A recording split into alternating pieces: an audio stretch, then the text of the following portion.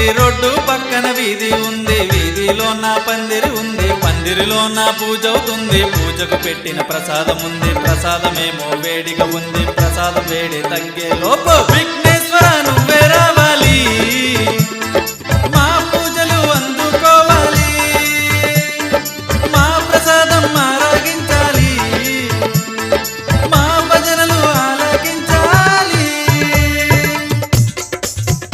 పొరత meet మార్తరా. Ganapati ఎక్కడున్నాడు, గణపతి ఎక్కడున్నాడు, మా పందిర్లో కూర్చొని ఉన్నాడు. అందమైన పండగ మాతో నువ్వు ఉండగా, కష్టమైన ఇష్టం లాంటిదే.